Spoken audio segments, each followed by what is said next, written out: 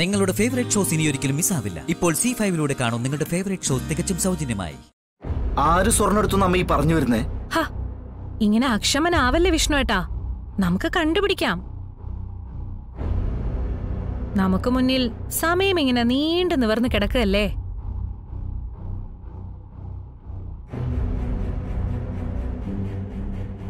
അല്ല, ശാരദാമ്മയ്ക്ക് പോവാൻ തിടുക്കൊന്നുമില്ലല്ലോ അല്ലേ? ഭാമാൻഡി പറഞ്ഞതുപോലെ നമ്മൾ ഇത്രയും പേരെ ഇന്നലെ ഇന്നുമായിട്ട് മുകളിൽ കയറിയിട്ടുള്ളൂ. അല്ലാതൊരാളുള്ളത് അർജുനേട്ടനാ. അർജുനേട്ടനെ ഭാമാൻഡി ഫോൺ ചെയ്ത് ചോദിച്ചു. അർജുനേട്ടന് അതേപ്പറ്റി ഒരു വിവരവും ഇല്ല. ഈ ആഭരണങ്ങൾ എവിടെയാ വെച്ചിരിക്കുന്നതെന്ന് പോലും കക്ഷിക്കറിയില്ല. അല്ലെങ്കിലും പ്രീതിയുടെ ആഭരണങ്ങൾ അർജുനേട്ടന് മോഷ്ടിക്കേണ്ട കാര്യമില്ലല്ലോ. പിന്നെയുള്ളത് ശാരദാമ്മയടക്കം നിങ്ങള് കുടുംബാംഗങ്ങൾ മാത്രമാ.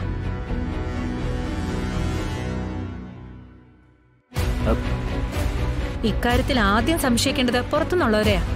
ഞാനടക്കം 3 പേരെ. ഞാൻ, കാര്യസ്ഥൻ പിള്ള, വേലക്കാരി പൊന്നി. എനിക്ക് തൽക്കാലം ഒരു ജാമ്യം തരണം. സ്വർണലക്ഷ്മി പൂജയ്ക്ക് പ്രീതിയുടെ ആഭരണങ്ങൾ ഭാമാൻഡിയോട് ചോദിച്ചത് ഞാനാ. ഞാനാണ് ആഭരണങ്ങൾ എടുത്തതെങ്കിൽ ഞാൻ അതിന് മുതിരോ?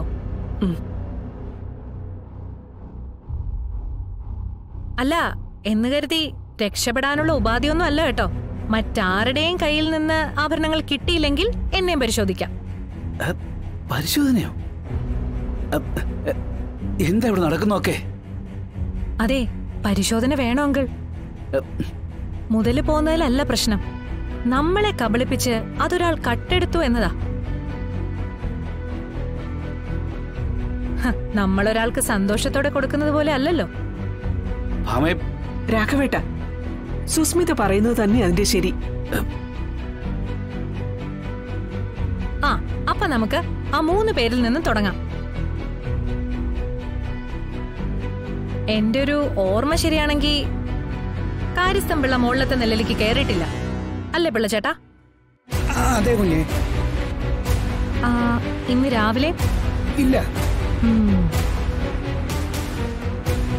പിന്നുള്ളത് ദൈവള. ഇവളിന്നലെ ലീവായിരുന്നല്ലോ. അല്ല, എന്ന് കരുതി മോഷണം നടത്തിയത് ഇന്ന് രാവിലെ ആയിക്കൂടെന്നില്ലല്ലോ. ഇവളുടെ ജീവിത സാഹചര്യങ്ങളും പ്രാരാബ്ദങ്ങളും ഒക്കെ വെച്ച് നോക്കുമ്പോ ഈ കൂട്ടത്തിൽ ആഭരണം അടിച്ചു മാറ്റാൻ ഏറ്റവും കൂടുതൽ ചാൻസ് ഉള്ളത് ഇവളാ. കുഞ്ഞേ, പോയി എടുത്തോണ്ട് വാടി നിന്റെ ബാഗും കുടച്ചക്രവും ഒക്കെ.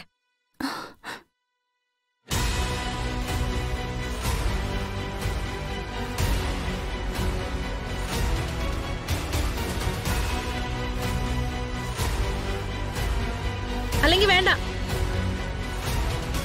നീ അവിടെ നിൽക്ക്.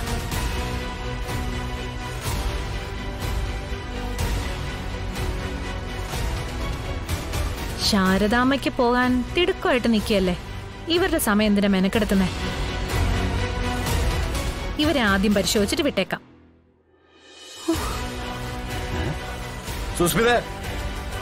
വിഷ്ണു, നിയമം എല്ലാവർക്കും ഒരുപോലെയാ. പൊന്നിക്കും ശാരദാമ്മയ്ക്കും നിനക്കും എനിക്കും എല്ലാം.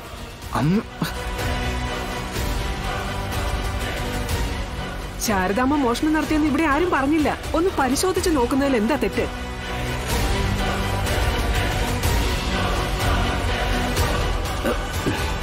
ശാലിനി, നീ പറ, അതിൽ കുഴപ്പം എന്തെങ്കിലും ഉണ്ടോ?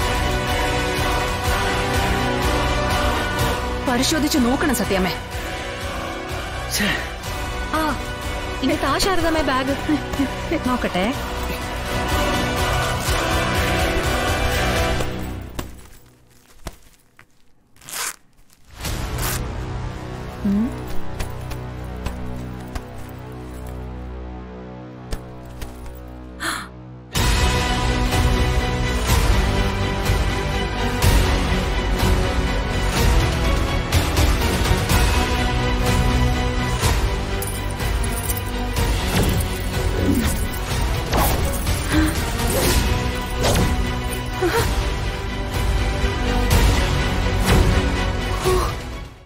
അച്ഛന് സ്വന്തം നെഞ്ചില് കൈവച്ച് പറയാൻ പറ്റുമോ മക്കൾ അമ്മയെ കരുതുന്നത് പോലെ അമ്മ മക്കളെ കരുതിയിട്ടുണ്ടെന്ന്?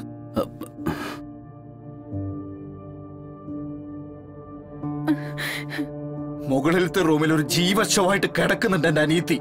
എഴുന്നേറ്റ് നടക്കാൻ കഴിഞ്ഞിരുന്ന കാലത്ത് അതിന് ഇത്തിരി സമാധാന സന്തോഷം കൊടുത്തിട്ടുണ്ട് എന്റെ അമ്മ. അമ്മയുടെ ഒരു സുഗ്രീവാജ്ഞ ബാലികേറാമല്ല. ഇപ്പോഴേ മുകളിലത്തെ മുറിയിൽ ഒറ്റയ്ക്ക് കിടക്കവള്. എസിയുടെ നേരത്തെ ഇരുമ്പം മാത്രമേ കൂട്ടിന്. അവൾക്കിപ്പോഴും എല്ലാം കേൾക്കുകയും അറിയുകയും എല്ലാം ചെയ്യാം. ഇനി എന്റെ മോൾക്ക് വേണ്ടിയ ജീവിതം എന്നൊക്കെ ഒരു ഭീഷ്മ പ്രതിജ്ഞ നടത്തിയിട്ടുണ്ടായിരുന്നല്ലോ എന്റെ അമ്മ. പക്ഷെ അത് പറഞ്ഞ എന്റെ അമ്മ ഒരു 10 മിനിറ്റ് തികച്ചിരുന്നിട്ടുണ്ടോ അവളുടെ റൂമില്? അപ്പോഴും അമ്മയ്ക്ക് ചേർത്ത് പിടിച്ചടക്കം ഇവിടെ ഒരാളുണ്ടല്ലോ, ഒരു കൂട്ടുകാരിയുടെ മോള്. സത്യം പറയാമേ, ഇവളാണോ അതോ നമ്മുടെ പ്രീതിയാണോ അമ്മ പ്രസവിച്ച മോള്? ആയിക്കോട്ടെ, അമ്മയുടെ ഇഷ്ടം ആർക്ക് വേണമെങ്കിലും വാരി കോരി കൊടുത്തോ. പിടിച്ചു വാങ്ങാൻ കഴിയുന്നല്ലോ അത്. പക്ഷേ അതിന്റെ പേരിൽ എന്റെ ഭാര്യയുടെ മേൽ കൈവയ്ക്കാൻ ഞാൻ സമ്മതിക്കില്ല.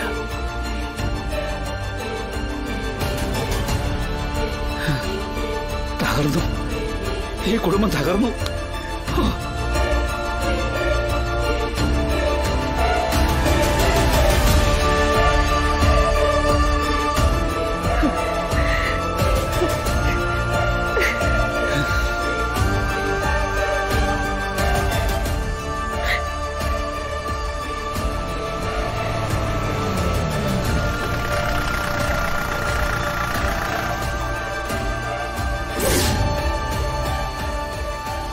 പോലീസ് വന്നെന്ന് തോന്നുന്നു.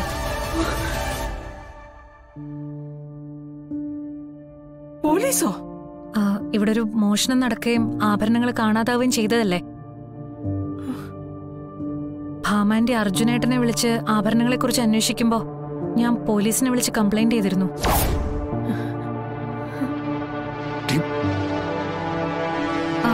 അല്ല, മോഷണം നടത്തിയത് ശാരദാമ്മയാണെന്ന് അറിഞ്ഞുകൊണ്ടല്ല കേട്ടോ.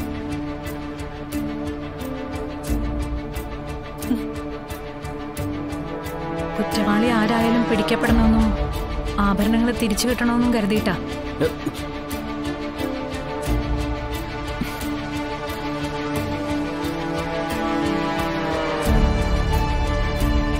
എവിടെ പോലീസ്? നോക്കട്ടെ.